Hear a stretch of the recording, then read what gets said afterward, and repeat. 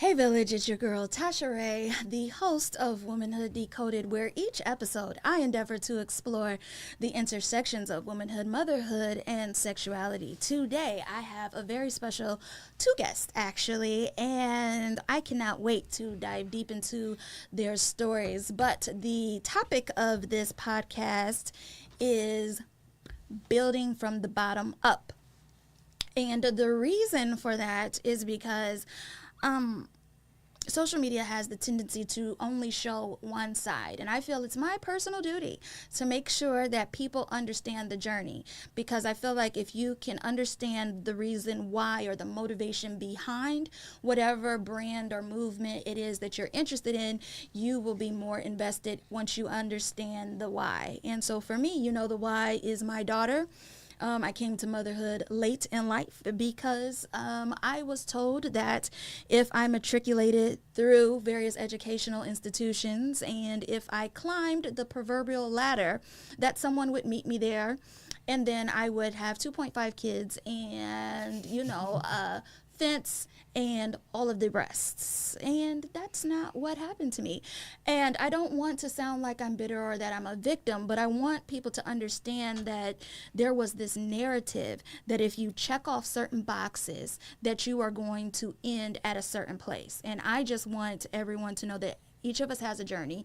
And even if you happen to manage to avoid being a teen mom, which was something that was very prevalent in my life, and I was able to avoid that. But I still have managed to check the single mom box, and I do so proudly because I felt like I couldn't continue to wait, not just because of the fertility challenges that I had to overcome, but I was at the time very focused on perception.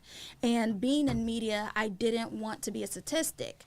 But I had to come to the conclusion that it just was not my story and my journey to have all the pieces put together like that. And so with that, I would love to introduce one of my guests. And with me, I have Crybaby. Hi, everybody. I'm Crybaby, an artist from the Bronx, New York.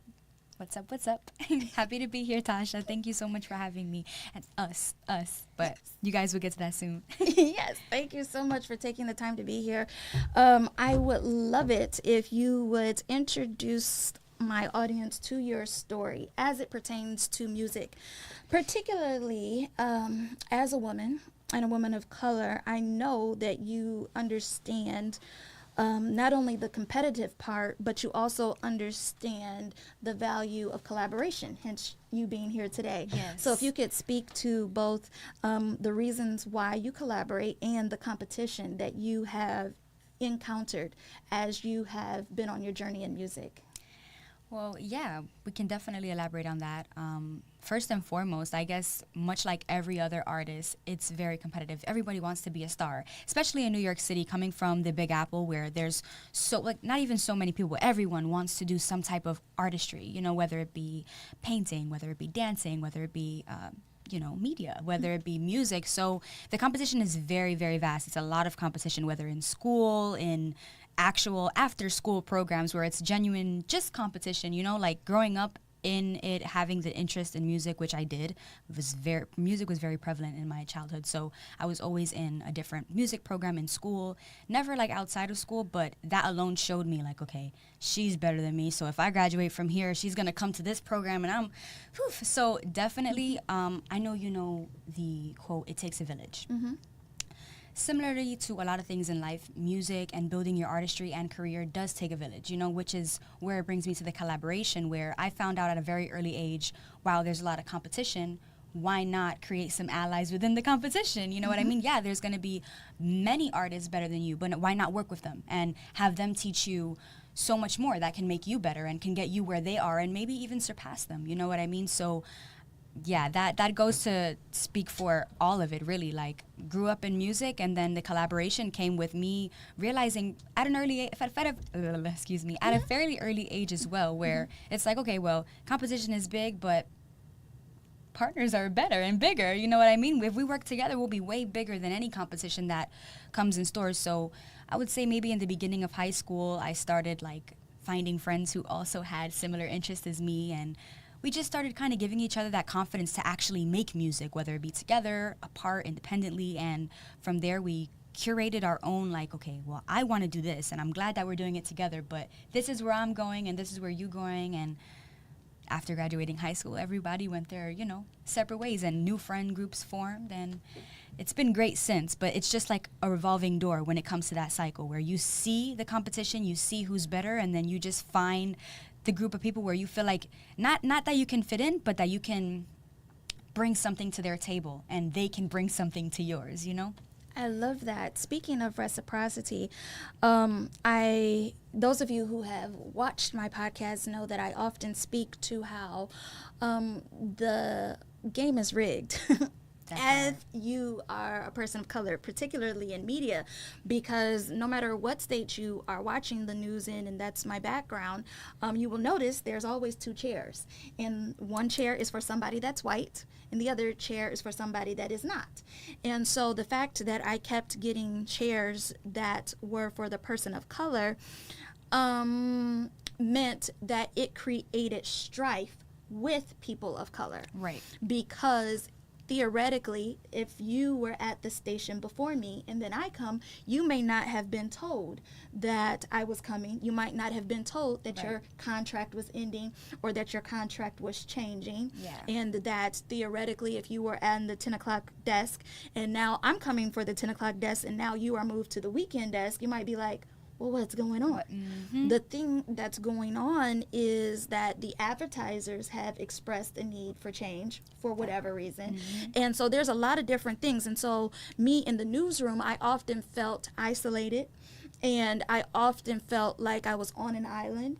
And so now that I have my own platform, I try to go over and beyond to create opportunities for others. Yes. Because I understand that, like you said, it takes a village. And that's why my company's called A Village for Us. Oh, I love that. And so because I feel like not only does it take a village to raise a child, it takes a village to support somebody in business. Yes. Because you need an accountant. You need somebody that's going to have to do with your social media management. You need PR. So there's a lot of you need legal. So there's all these different pieces. And I have come to the conclusion, while I have had to be a one-man band at various different points in my career, at this point, I understand the value of collaboration and I understand the value of delegation. Yes. And so for me, when I met you, there was a spark and or it factor. I don't know which way you want to look at it, but for me, I was drawn to your hunger and your passion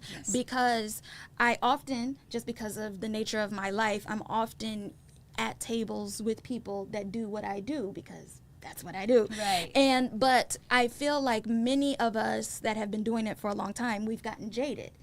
And I believe some of that jadedness comes from the fact that, for example, I had to, speaking from building from the bottom, I had to go to journalism school. I had to go to photography school because I was told that was the only way to get out of my situation, meaning my family dynamic. So if I didn't want to always follow what my father and family had decided for me, then I was going to have to carve my own path.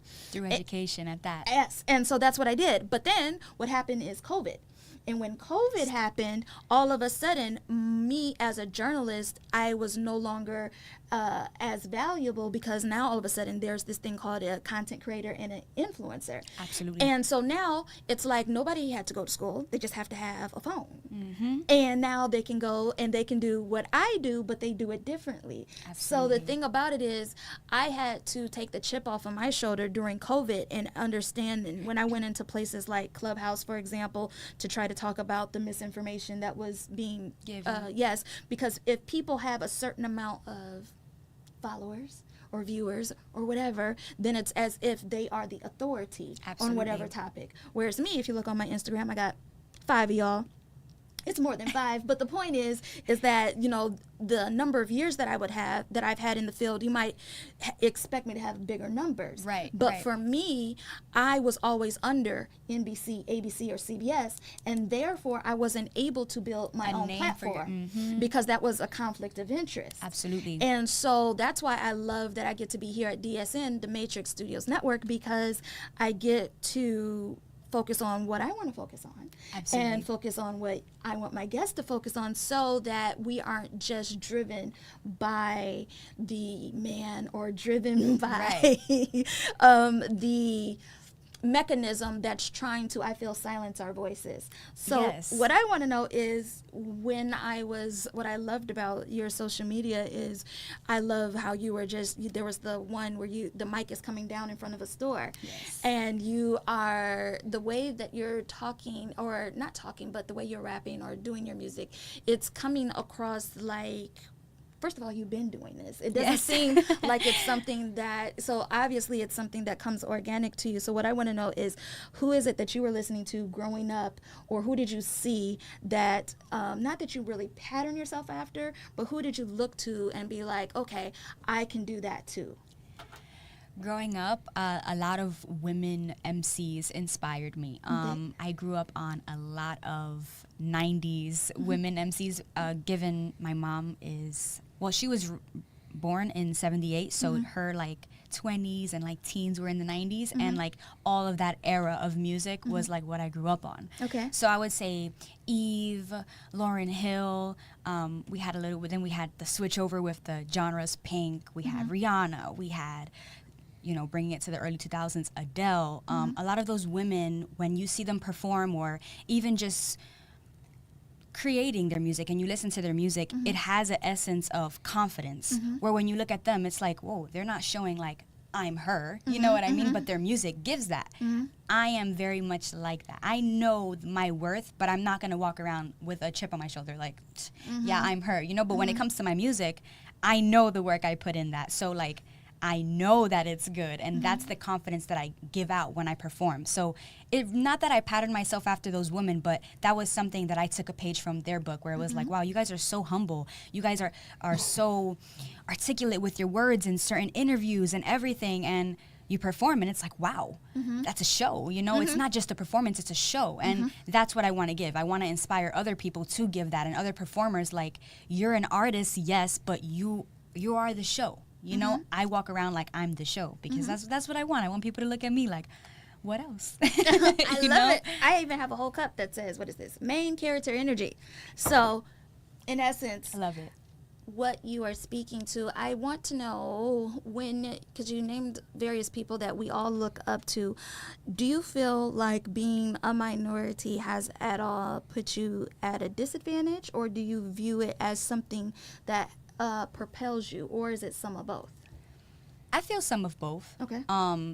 My skin color is not the darkest. You know, I am fair toned, so there are people that don't even know where I'm from and misjudge that just based off of skin color. You know, I have certain words in my music where people are like, I don't think you should be saying that. And it's like, but you don't know me. You don't even know where I come from. You know, you don't even know what I've lived, what I've seen. So that's a little bit of the judgment that I would get, the backlash that I would get. As far as it helping me, I would say it gives me the motivation, one, because I know where I come from and I definitely don't want to stay here forever, you know.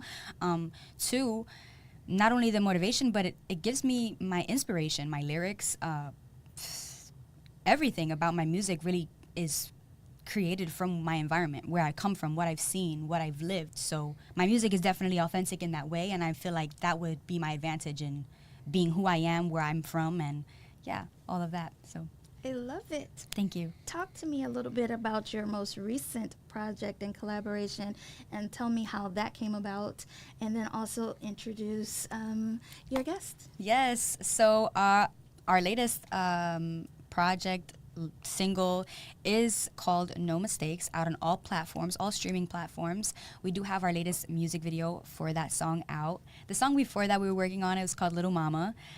It's with myself and my partner in crime, an amazing artist himself, NK6. Yeah, he's awesome. We've been working for a few years now, and we actually came out with a project, was it in 2023? Yes. 2023, we came out with a project, an entire EP, you can say, of just us, kind of like a mixtape kind of vibe, where it was not throwaways, but songs that we were like, we got to get them out ASAP because we're about to change. So we let out our first like introduction EP for between him and I. Then we started working on singles, and from there we kind of been not motivating each other to keep growing, but we've been pushing each other in different ways through our singles and through our, you know, songs to continue continue going up the ladder. So yeah, our last single is No Mistakes, out on all platforms. Video super dope, edited by me, shot by Vic Live Productions. Super dope experience. Let's bring him on, see what he has to say. Thank you so much for joining, and let the people know what your name is. So my name is NK6. I am from the Bronx. First off, I just want to say thank you for also having me here, Tasha. It's a beautiful thing. Yeah, I'm a recording artist. I'm usually in the background a lot of the times, but like, you know, I'm there. Always. Always there, always there. I love it. Talk to me about your interest and as it pertains to music and why, because, you know, there's a whole bunch of various different things. But as you mentioned earlier, it seems like everyone's, at least in my circle, is all interested in doing something creatively. So I feel like in my generation, we're just now getting to the creative part because we were stuck in the box part. And so Yes. what I want to know is, tell me a little bit about your journey as it pertains to music and what propels you. So I would just like to start off saying my love for music comes from my family. So my family was always heavily involved in music. Not more so playing instruments and stuff like that, but more so like there was always music playing, and it wasn't low. It was really loud and all different types of genres. And, Yeah. you know, so growing up, I just loved the music. But I realized, not while I was a child, but more so when I was like in my early, like maybe 18, 19, 20, around there, I felt that I could express myself with the music. And growing up, it was really difficult to express myself as a boy in a Latin home, you know. So like it's mostly like she understands what this means.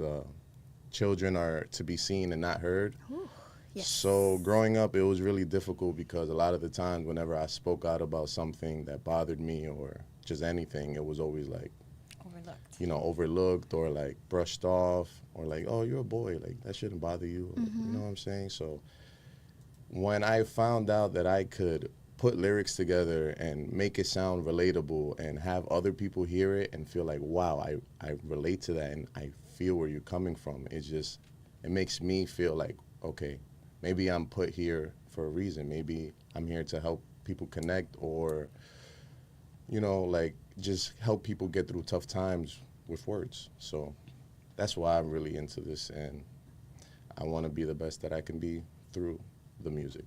I love that. Growing up in an I have Afro-Latina very close in my family. My daughters actually have Honduran.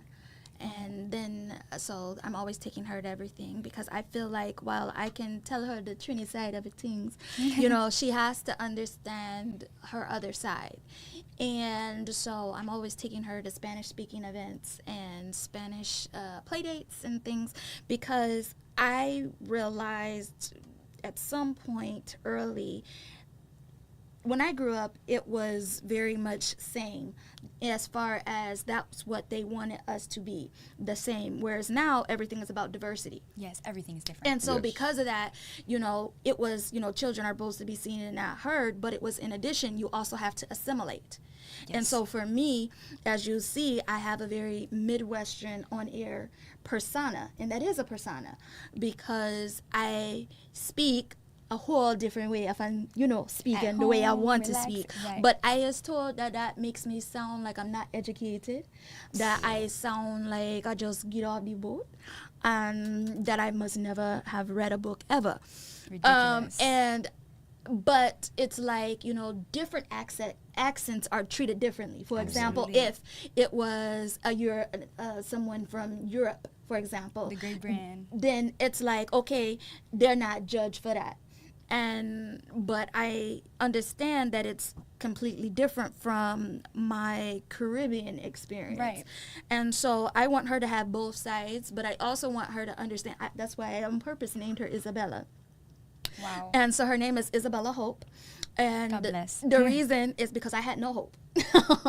And so as it pertained to becoming a mother, not just because I didn't have a consistent man, but because I felt like if I wanted to remain competitive, that motherhood would be a barrier to that competitive edge, because it's like I have brothers. So for them, parenthood is celebrated, or it's looked at completely different. It's like, okay, you're a father, but that doesn't stop their ambition. It's Absolutely. like, you know, that propels them. But it's like, if I'm a mother, then it's like, okay, well, you can't really be. Every time I get somewhere and I'm bringing my camera, they're like, well, where's your daughter?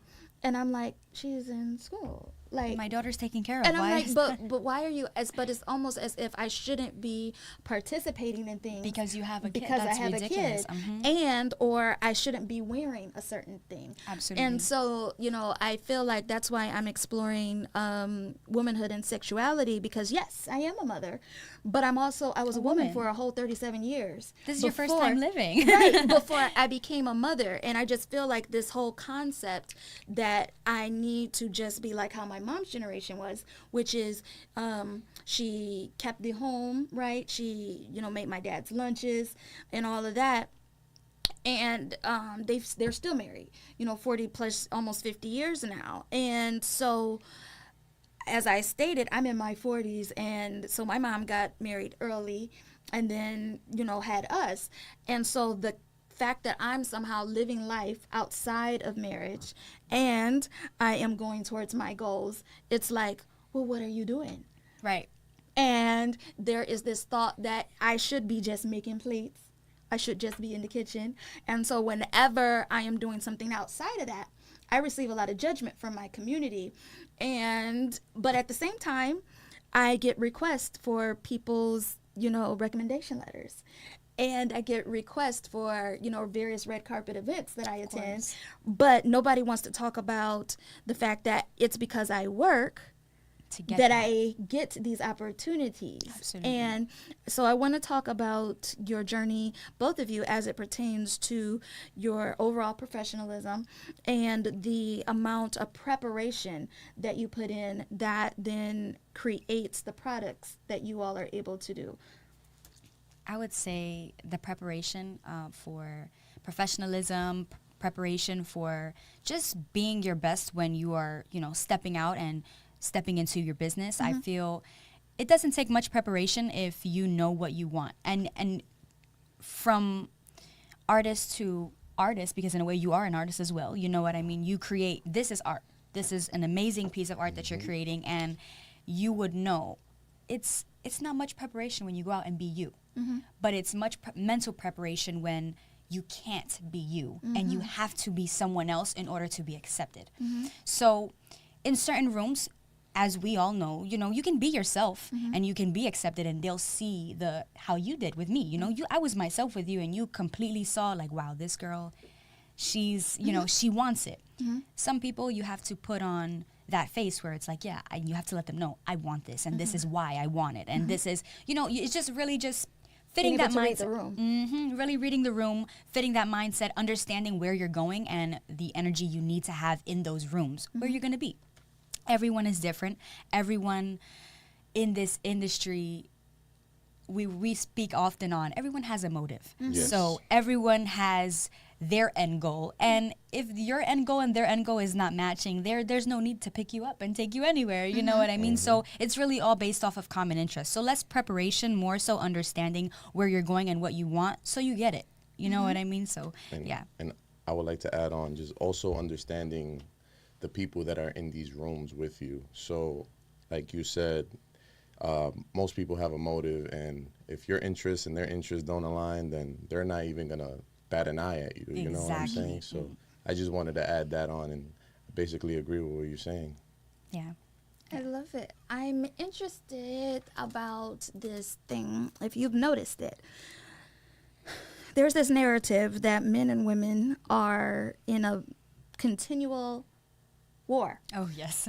And that we are not at all interested in collaboration, that it's always he said, she said, in a negative. And for me, I feel like I can't talk about womanhood without talking about family and without talking about where I've come from and without talking about or acknowledging my brothers. And so for me, I know that I've dealt with a lot of foolishness from various men that I have encountered, Yes. but I have also come in contact with men that are men of integrity, that are men of honor. And I said this year I was going to put more emphasis on the positive, because we oftentimes, I don't know, we get stuck in what we go through. So, for example, I had a rocky morning, and therefore I could be talking about just my rocky morning, but I feel like in other points in my life, if someone asks me how my day was, I tend to get stuck in whatever it is. So I'm doing the most work to not focus on what I went through earlier today, to be present for this interview, and to just be my best self. But I Absolutely. feel like a lot of the times, especially when was in my 20s and before, I felt like, I don't know, I needed to always appear perfect.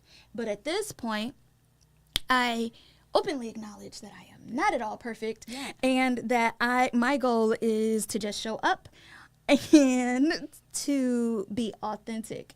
And so I wanted you all to chime in on this supposed war that we are in as it pertains to gender. Yeah, I don't like to use the word hate, but I genuinely dislike, sometimes really falls on the line of hate. I hate this war. It's like not a real war at all. I do feel as though women and men need each other. We need each other, whether it be to make babies, whether it be to love. We need each other. We need each other for the different ideas, for our different strengths. Our weaknesses are their strengths, and their weaknesses are our strengths. So I always feel like they are the yin to our yang. And I was gonna say that. oh, I'm so sorry. Look, at prime example, the yin to my yang. We literally, like, there's times where, and it doesn't even only have to be men and women, just like people in general, like you have to understand that everyone is very different. Everyone thinks different. Everyone has their own journey. Everyone has their own process. So to separate two genders and, well, you know, two genders and be like, yep, they're always they the problem. suck. Yeah, they suck. Right. I'm not sure if you guys have a brain in your head, but we have brains. No, I just really don't think that's the proper way to go about it. I do feel it's been more of a social media war rather than a real life war, because in real life there's people in relationships having these wars on social media. So it really goes to show, like, do you even believe what you're saying, or are you just going with, you know, the social how would you say that? Construct of Yeah. perpetuating propaganda. Yeah, exactly that. That's what it Well is. said. Perfectly said, because that's exactly what it is. It's like, are you really just gonna follow along with it, or are you gonna be not a leader, but are technically a leader? Yeah. Are you gonna think independently for yourself? Are you gonna realize that it's not all what it seems? You know, someone's man can suck, yeah, but does that all mankind. exactly? So, you can chime in on that. Yeah, I agree. I think that men and women do need each other. I also believe that this hate train started online, but the problem is that I sometimes see it kind of like start leaking into real life, Yeah. like as of like within the last year. So like I started noticing that like gender war 2020, when everyone was at home and on Twitter and just bashing each other. But like now I'm starting to see some people take those mentalities like outside of social media, and it's kind of scary because we need each other. And I feel like a lot of this stuff is based on people's bad experiences that they have had, and they're just like Stuck there. projecting and it's stuck there and projecting, and then other people are seeing and they're just like, you know what? Yeah, That is true. That happened to me too. That's true. Yeah, the facts. F them. Like, F them all. Right. Yeah. And then someone comes in and was like, that's not true. I'm not like that. F you. Like, Yeah. Right. So it's just like, I'm hoping this gender war would just end at some point. Like, Yeah. we need to come to the realization that we need each other. Yeah, I think that, well, first of all, iron sharpens iron. And I know that men have a sensitive side. And I feel like I know that because I've watched my brothers and my dad and my uncles. And I feel like they deal, because we talk a lot about, as far as women or mothers, we talk about the emotional load that comes along with being the safe place for men. And I think that it's important that we continue to curate those safe places. But I also think that the people that are being the support, they also need support. Absolutely. And so obviously that's where the yin and yang, or that's where the balance comes in, because I feel like if there's just this thought that the other person is always the problem, then we will never evolve. And even in my own personal life, I had to take a moment to look at, yes, some of the men that I dated were problematic, but by and large, I was with them because of my problematic viewpoint. Absolutely. As it pertained to what I thought I deserved, as it pertained to this whole idea that I'm supposed to be the strong black woman and I'm supposed to perpetuate silence. So if anything I ever experience happens negatively, you know, there's this thought of you keep your dirty laundry inside.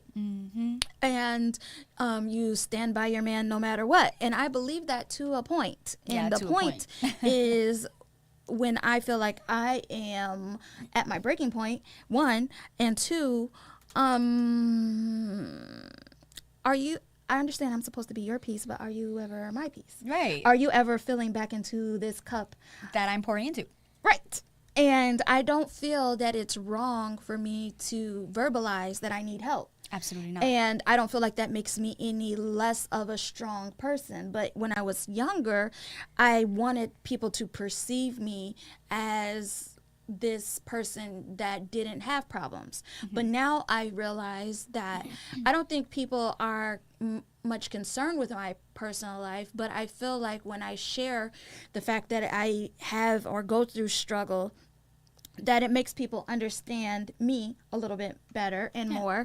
And the reason why I feel like being understood matters is because, thank you for saying that this is art, but I feel like people miss the point a lot of times. Absolutely. I feel like people see the lights, camera, and action, but they don't understand the work that I did as it pertains to, one, how did I even get here? Two, who's here working with me? How did that come about? You know, people just see that I'm live at 12 and they see that I'm sitting here and I'm ready, but they don't see all the other part. And so as it pertains to this gender war and you all saying that you are interested in collaboration and you see how social media is impacting our real lives, I'm interested to know, when it comes to perception and when it comes to social media, do you feel like, I feel like it's a necessary evil. It's how I look at it. I feel like some people use social media for positive, and I feel other people utilize it for their other means as it pertains to their motivations. So I'm interested to know, what have you personally noticed as it pertains to music and social media? A lot. I've noticed a lot when it pertains to music and social media. It's a lot of mix-up. It gets messy.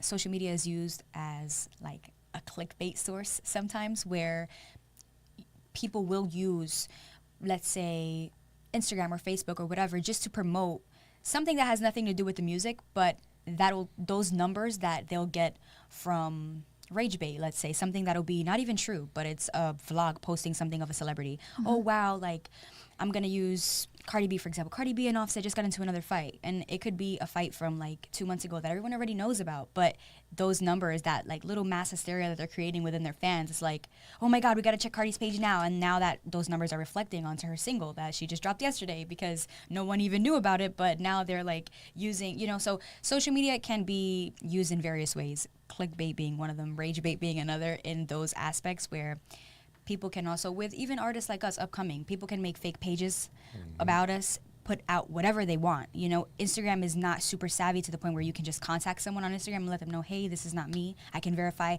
at this second. You have to wait a few days, or you have to report it. So social media can play several roles when it comes to, the image and your music and everything, as far as all of those things. Very messy.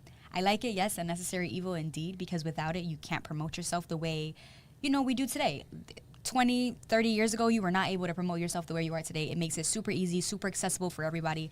However, there is a definite downfall on that. You can have people hack into your stuff. It's just so many things that we've been through, so many things that you have to avoid. Ridiculous. Necessary evil, yes. ridiculous? Yes. That 2-for-1 special, you know how we feel about that. Absolutely. Oh my. Do you have anything to add as it pertains to your perception of social media and artistry? Yes, so I agree with what you said. It's a necessary evil for sure. Because when Facebook first came out, for example, like it was meant to connect people that was in this side of the world, and then the other person's on this side of the world. So Right. like, without social media, it's harder to get our voices heard beyond our domestic areas. So definitely a necessary evil, but social media could also be really tricky. You got people with tons of different motives trying to make money off of you, trying to scam you, Yeah. or trying to big you up to, I don't know, like put you in a weird situation. Like, Literally you just anything. never know truly what that person on the other side of the DM has like in mind, like as their motive. So I just feel like, yes, needed, use it to promote your brand, but be careful. Absolutely. I want to dig deeper on the be careful. And the reason why is because all of us have been talking about our artistry, but I also want to talk about how it could be impacting relationships. Because I recently saw a clip where Lala was talking about if your man doesn't put you on social media, then you know where you stand. And I feel a little bit conflicted about that. Yeah. And the reason I feel a little conflicted is because, as I just said, who I am here doesn't necessarily mean that that's who I am in my regular life. Not to say that I'm out here being multiple people, but what I am saying is that this is definitely the podcast, Tasha. This is not Around the Way, Tasha. Right. And so there's a difference. And so the reason why I say that is because I want to talk about relationships and how, if, for example, you're with somebody, male or female, doesn't matter, or somebody, you know, wherever they are on the gender spectrum. I have to make sure I say that these days.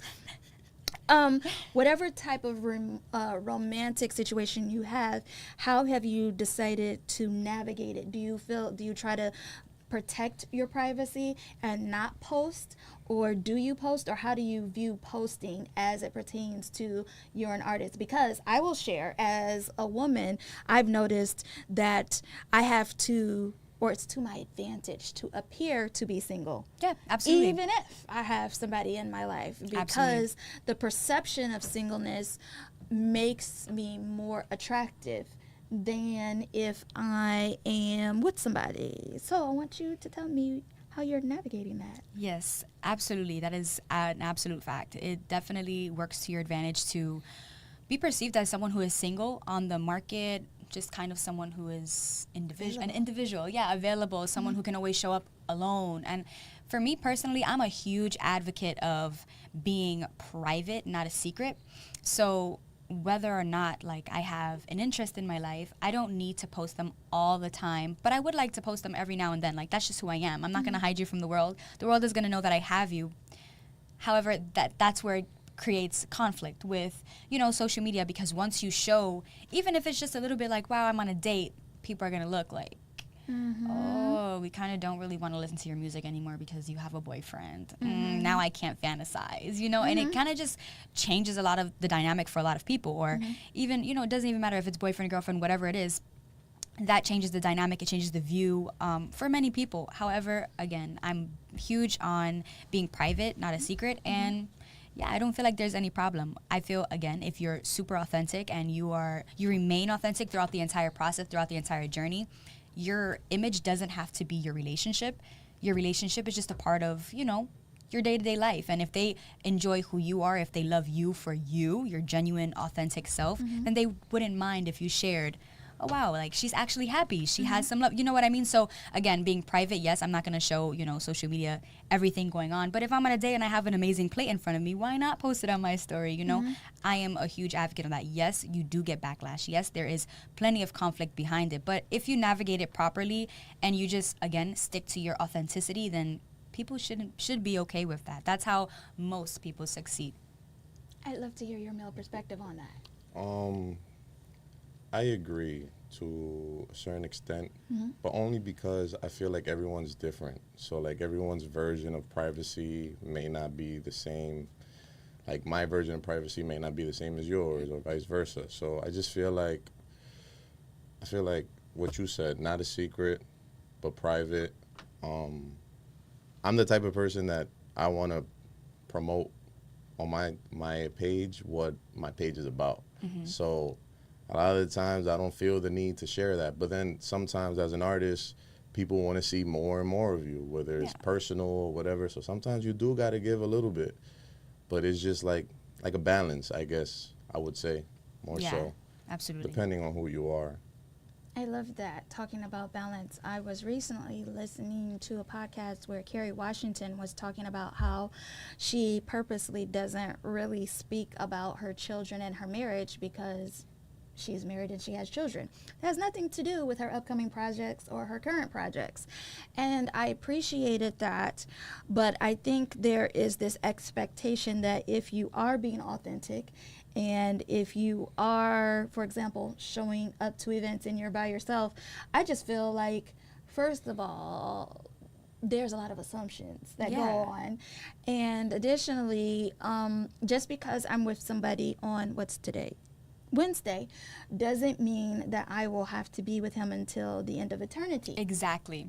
And I feel like there is this perception that if I say that I'm with somebody in January, that I need to stay with that person forever because I said they were an amazing person. But I feel like I would love to promote the idea of evolution. Yeah. And there's this saying that says you're with somebody for a reason, season, or a lifetime.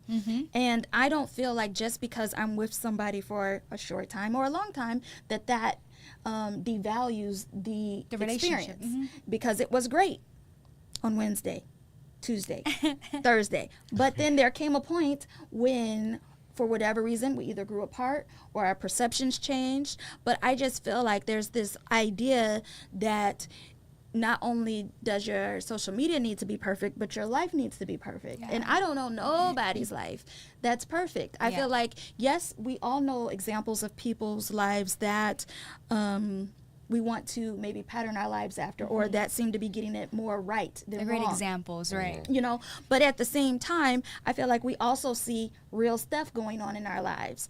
And I feel like it's okay to acknowledge the journey. And so I would love if you would tell me if you've seen more have you seen more negative in real life as it pertains to relationships working out, or have you seen more positive, or is it more in a balance? I would say, and this is something NK and I speak on very often, it's pretty balanced. We have a very great support system. Like those who genuinely support us, they are, genuine support. And however, we have seen, NK and I have met, we met maybe this year is going to be 6 years since we met. We met in 2019. And throughout these 6 years together on our journey, we've seen a lot of people drop like flies, as we like to say. A lot of people can come in the group and say, we have similar goals and our end looks the same as your end. But when we're in the process, your end is not even our end at all. You know what I mean? Like we have like no similar goals. We're growing apart. The habits are different. We're changing. Even the way we schedule our time becomes like minuscule problems become huge. You know what I mean? So we've seen a lot of that. However, there is a balance because with that comes new people and new waves of people who genuinely do want to support and genuinely do want to be a part and so on and so forth. It's kind of like riding a wave, Some come in, some come out. Just got to be selective from our past experience and use our past experience as a way to measure whether we want to let this new person come into our lives. Right. And stuff like that. I just feel like you all's generation is so much more tapped into being authentic. I don't feel like you all are as performative as our generation. I feel like so much of the time we spent, like I said, being in the box. And now I am very much interested in being outside of the box, not just for the sake of being outside of it, but because I want to show that you don't have to always follow a cookie cutter route. Absolutely. That there are different ways in which, what is it? There's a whole bunch of different ways to cut an onion or a cake, or I don't know. But the point is, there's a lot of different ways to get to success. And what works for you may not work for me, but that doesn't mean that I can't support you. And it also doesn't mean that, let's say we both are in music or we both are in art, that doesn't mean that I can't support you just because I'm working in the same space, because I am a proponent of the idea that what's for me is for me, and what's for you is for you. Right. So I don't feel, I feel like I'm in competition with who I used to be. Not anybody else. Right. Amen to that. Yeah, because I mean, if I'm always focused, now that's not to say that I'm not watching other female podcasters, because why would I not? Because people that do this better than me, obviously, what is it? If it's not broken, don't fix it. I feel like I need to be my full self, but at the same time, if I can take something that is obviously working for somebody else, I can put my own spin on it. Absolutely. And that's where the collaboration comes in, and it comes in handy. Absolutely, because I feel like that's something that we often see, like when it comes to award shows, for example, people will be like, it's because of this collaboration with blah, blah, blah. Thank you, too. Yes. The hell, everybody. And so I want to draw the podcast to an end just because of time. But before I do so, I want the people to know where they can find you on social media, and where they can support you. If you mentioned you have a new song, if you can let people know any of that relevant information. Absolutely. Well, once again, thank you so much, Tasha. This was an amazing conversation. Yeah. Super amazing. I'm Crybaby, y'all. You can find me on all DSPs, all platforms. Crybaby with a capital C, capital B, no space in between. Our latest single is No Mistakes with Crybaby and NK6, out on all platforms. YouTube video out now. And yeah, tap into Valentina while you're at it. Yes, and my name's NK6, and you can find me at _.NK6 on Instagram. All of my music is on all platforms, on YouTube. And yeah, check out, I should say, No Mistakes, music video out on YouTube, filmed by Vic Live Productions, and also edited by Crybaby and Vic Live Productions. Yes. And also check out Lil Mama by Crybaby and NK6 as well. And Miami Shades. And don't forget to follow me on Instagram at It's Crybaby, ITSSCRYBABY. I love it. Thank you so much, everyone, for taking the time to tap in wherever you might be. And again, I will be live here in studio on Friday for my other podcast, Red Lipstick Conversations, where I am speaking to change agents in the tri-state area that happen to wear a bold lip because, well, we were told to stay away from certain colors in my generation. And I feel like, for me, wearing red is a superpower. It is. Hence the color in our hair. I don't know if you noticed. Yes. Yes. I feel like being red, showing or doing anything in red, it shows very power, and it shows that I am not to be messed with. Period. Got that fire. Period. So thank you for tapping in. Again, this is your girl, Tasha Ray, and Crybaby. And NK6. Yay. Yes. Thank you so much, and I will see you next Friday. Bye. Until next time.